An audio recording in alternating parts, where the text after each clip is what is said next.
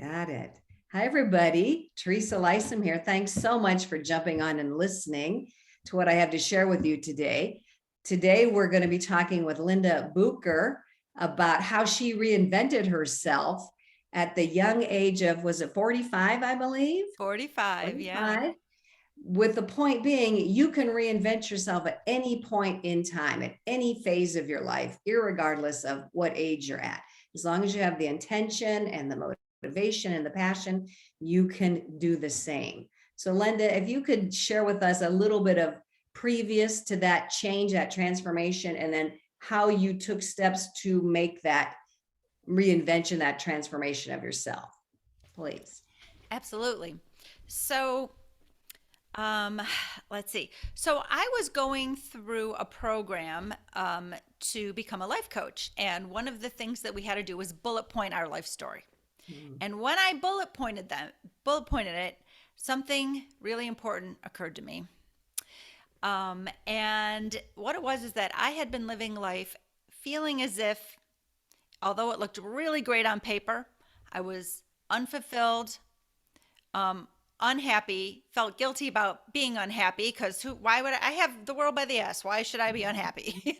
But I Mhm. felt very unhappy and I didn't know what had to give. Like something was wrong, but I didn't know what it was. Was it me? Was it my marriage? Was it my job? Like, oh, and I remember waking up one day and saying, I don't know what life I meant to live, but it sure as hell ain't this one. This is not it. Okay. So at that point, I had probably sent a very important intention to make a change. Because upstream of that, it was that bullet pointed life story was very grim and gray. And, I, I felt as if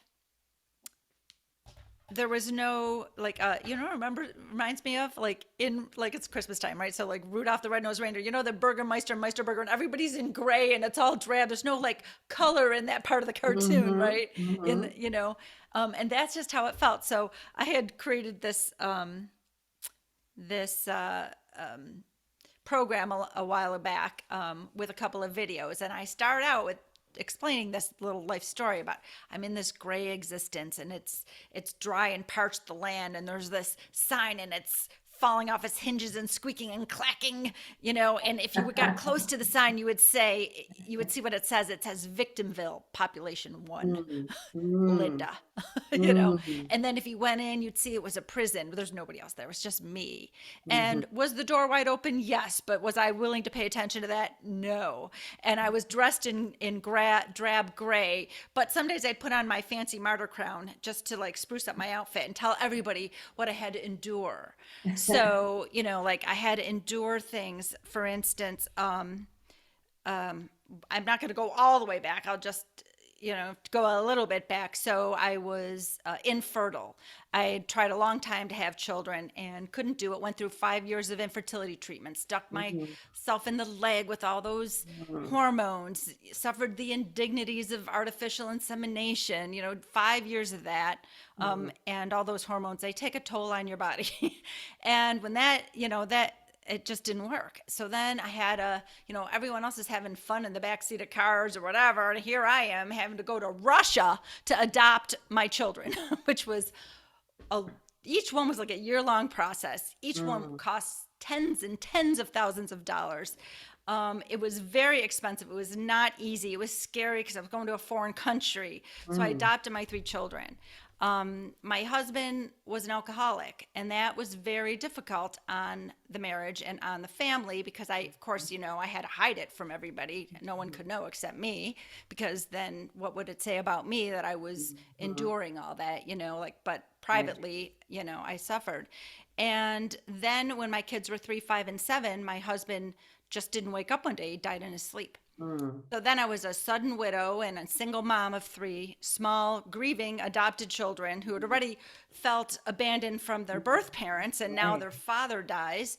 Mhm, And, it was, and then, and raising three kids alone, right? Especially when they're grieving, they're going through their own stuff. mhm, Man, that was a handful, a handful. So this is why I was like in Victimville, right? So it wasn't just one thing. It had been, decades, right, of struggle. And there were struggles before that, but I'm not going to go into that. And so I was always a positive person, but when I bullet point in my life, I was like, holy crap, I identify as a victim. And a Mm. victim says, look what happened to me. Mm-hmm. This is what happened to me, right? Now, when I made that intention, like, that's it, I'm done, I'm all done, I don't know what my life's supposed to be, but it's not this, right? Mm. That was one of the two most important things needed for me to escape Victimville. Mm. And so that was like that picking up the spoon to dig the tunnel. Like, I'm done. I'm getting out of Mhm. here.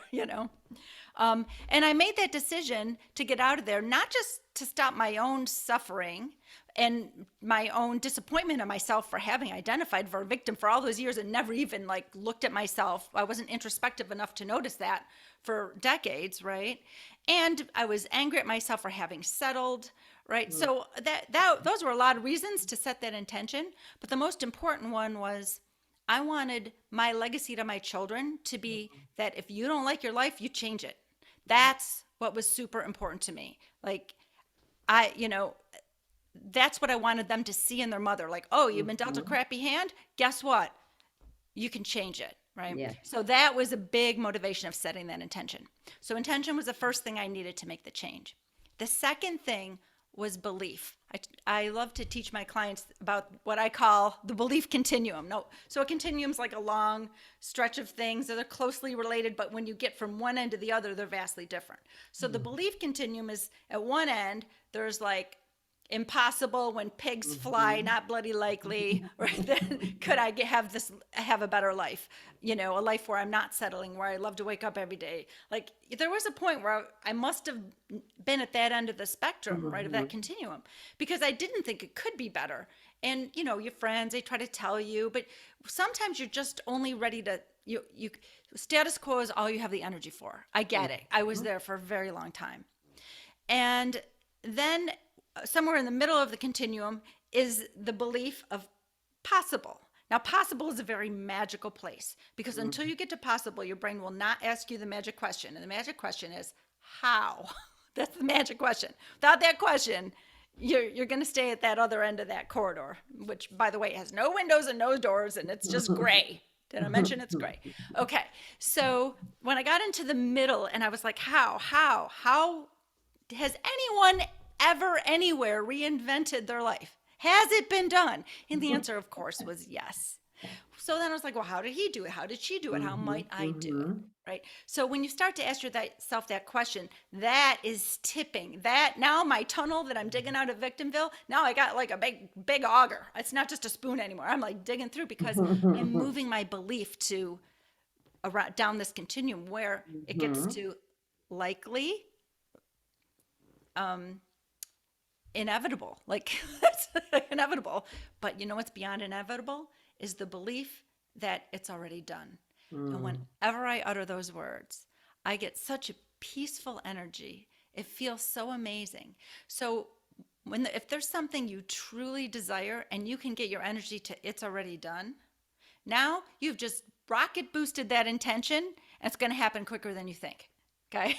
Because your Mhm. mindset will shift in a big way. It's already done. Now I'm setting out on leaving Victimville, thoroughly convinced that of course, I'm going to get to the opposite, which is Heroville. Right? Of I course, I'm love going to get that. there. And so once I did those two things, set the intention and shifted my belief, and there's a lot of tools to use to shift your belief from not bloody likely impossible when pigs fly to it's already done. Okay. But when you can shift your belief there, all of a sudden you can now do what I did. And what I did is the very first thing is I rewrote my bullet pointed life story. Mm. But instead of from the victim's perspective, I rewrote it from the hero's perspective. Mm. So the hero, where the victim says, "This is what happened to me," a hero says, "When this happened, I did this." Love So that. my hero's story, when this happened, I did this. When I couldn't naturally have children, I didn't give up. I sought out Mm, infertility specialists. When mm, they gave up, I still didn't give up. I went to Russia and adopted my 3 children because mm, these are the 3 children I meant to have. mm, And when my husband, suddenly passed away, I made a new normal for my children. I gave them everything they needed to help them move through the grief. I gave them everything they needed to lead independent lives, and they are now 19, 21, and 23 and doing exactly that. mm. I have 2 U.S. Marines and a college student. Well, one Marine is a vet.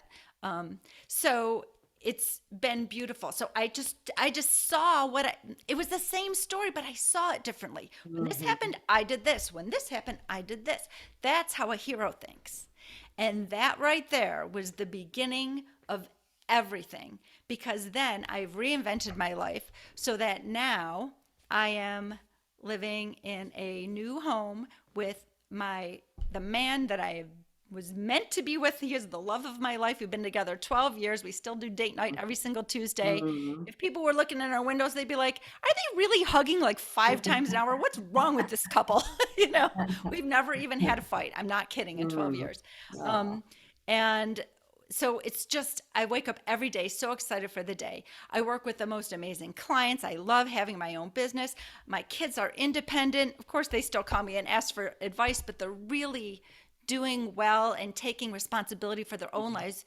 And they tell me that I was the role model. They get it now. Once they get older, they get it. You know what I mean? right, And right.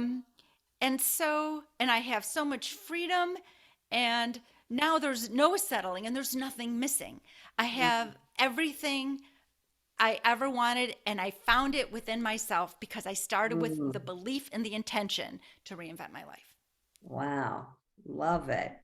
So many good points and gems that you brought up. I'm gonna kind of say some back to you. I love your analogies of living in grayness, victimville, and then you moved yourself over to, what'd you call it, Heroville, which is all nice and beautiful and colorful and birds singing around your head. So that's what it's like. I swear to God, I every day. love that. Absolutely love that. And I love that you did not keep that victim mentality. You did not stay attached to that identity. You knew there was something beyond that and you figured it out. I love that you moved away from that identity. So many people keep themselves attached to that identity because that's all they know. They don't know there's another option for them. So I so Right. applaud you for that. And the fact that um, you decided to leave a legacy for your kids, that's a huge motivation. It's not just all about you, it's about your kids and letting them, you're living by example for them. So Mm-hmm. you're setting that generational pattern that they can pass on to their kids. That's beautiful. Absolutely love, love, love that.